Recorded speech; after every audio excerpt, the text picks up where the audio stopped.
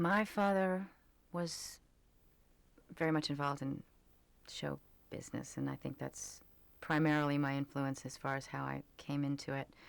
Um, in the 50s, he worked with John Cassavetes. It was, to hear different people tell it, the Lane Cassavetes Theater Workshop or the Cassavetes Lane Theater Workshop, depends who you ask.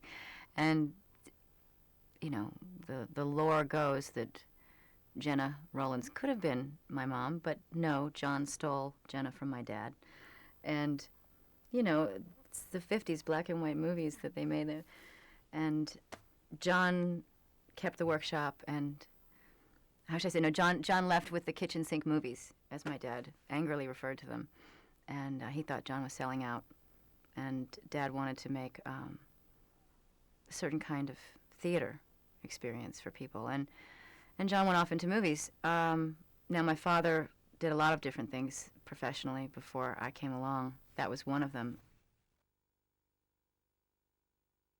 On my 6th Christmas, as an IOU for a Christmas present and sort of as a joke among the adults, I was given a clipping from the Village Voice asking for 7 to 10-year-olds to come down and audition for the Greek tragedy Medea at La Mama Experimental Theater in 1971. That was the winter, and it became 72. And my dad said to me, "Would you like to be in a play?" And I said, "That's a silly question, Dad. You know I love to play." Because I mean, it's really corny, but it's really true. I didn't know what he meant by play. So I went down, and at that point my father was driving a taxi for income, and he dropped me off outside the theater on 4th Street, and he's at the top of the stairs. So I marched up the stairs, and I said, "I'm here about the job." And I walked out with the job. And so I had no idea that that was going to sort of be the trajectory. You know, a 2-degree shift taken a long way. It can decide your life. You don't realize it. But anyway, so that's how I got started. I stayed with that theater company in all the various productions that we did. I was the kid in the plays.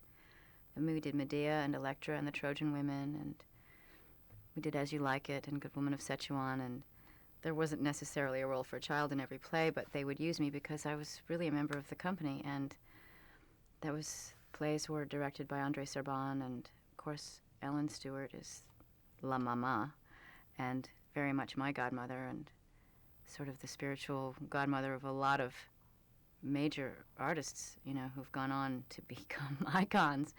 I still know my lines. I mean, they are branded into my brain synapses because I'm so terrified I might forget them. I still have them memorized. You know. That first experience, I had no idea how good I had it because George was such an amazing director. I mean, of course I knew because I'd seen his movies. I mean, Butch Cassidy and The Great Waldo Pepper and The Sting, and even The World of Henry Orient, which dealt with young girls. And he said in his interviews at that time, he said, "I make movies that deal with innocence."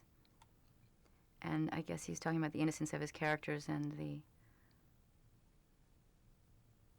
the way that they become aware of their own innocence, for good or bad, or a commodity that they want to hang on to or let go of. So I learned a lot. And it was just a great. It took me a while to appreciate that experience because I had to have a lot of others to realize how good it was. I had just turned 17 and I got a phone call asking me to be in The Outsiders, and that was a very heady experience for me because Francis Coppola, I mean, yeah, it was. I said yes very quickly, and it turned into 2 movies because we stayed in Tulsa, and then Rumblefish grew out of Outsiders. Francis was famous for what came to be called the Silverfish, which was his Airstream trailer, and he had all of his monitors in there and his equipment where he could edit on, I don't know if it was tape then. I doubt it was digital yet, so it must have been tape. But it was still a lot faster. You could almost have your day's scene edited to look at that evening. And he did. We would film the entire movie in front of a blue screen pantomiming the props and sort of cheating on the wardrobe, and he'd gather us all around so that we could look at the the blue screen one day filming the movie like a play. We sat down. He had popcorn and everything. We looked at it, and we realized how much we needed a director. It was a very smart thing to do to a bunch of 16, 17, 18-year-olds, because that's when you think you know everything. And he didn't have to fight for our ear after that. I missed all of the rehearsals for Cotton Club, first of all, because Streets of Fire went over. They cut all my hair off, which had been down my back, and this rock star hairdo for Streets of Fire. Cut it off so far that they were shaving the back of my neck and bleaching the parts that I wouldn't let them shave any more off. Because they had to fit it under different wigs, and at one point I was blonde, and another point I had black hair, and then my own hair in the middle of the movie. And sometimes people see that movie and they go, "Huh, so you were the blonde, well, who was the other girl?" I said, "That was still the same character, man. What movie were you watching?" But anyway, that movie I think really holds up beautifully. It's Cotton Club it's like a moving oil painting. That's what I called it, because so much artistry went into it. Some shots took 3 days to set up, and they were worth it because there was no cheap way to do it. You had to have all the timing. It was old-fashioned in craftsman way of making film. It's an ongoing search always to it's almost the subconscious leads in an actor's life, in terms of you have a taste for something and you want to try something that you haven't done before. That's part of the fun. You get to don different hats and be stretched. Obviously you can sort of cheat and do things on stage that are not necessarily possible in the movies. But there have been highlights that grabbed me, and one of them was certainly A Walk on the Moon. Every chance there is to create another footprint in the sand ahead of roles for women, it propagates more roles for women. And I always feel that way when I see actresses who have success. I feel like it's one for the team. It's good. We need to celebrate and share in that, because united we stand. Yeah.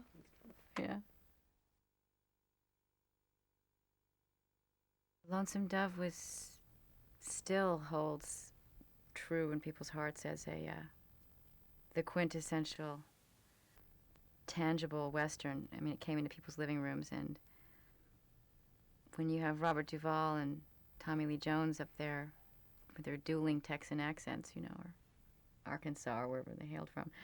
And I mean, it was Pulitzer Prize winning book, and living up to people's expectations. That was a real gift, because so many people wanted it, and all you have to do is stay out of your own way and give it to them.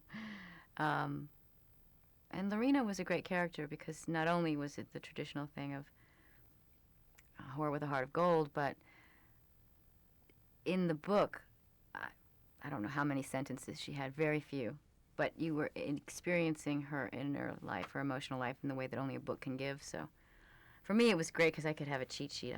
The book was my Bible, and, I knew everything the character was feeling. It's right here on page 46, you see. But because it was so well written, it was done for me. And Angelica Houston, I mean, it was an amazing time. It was my father's favorite thing that I ever did.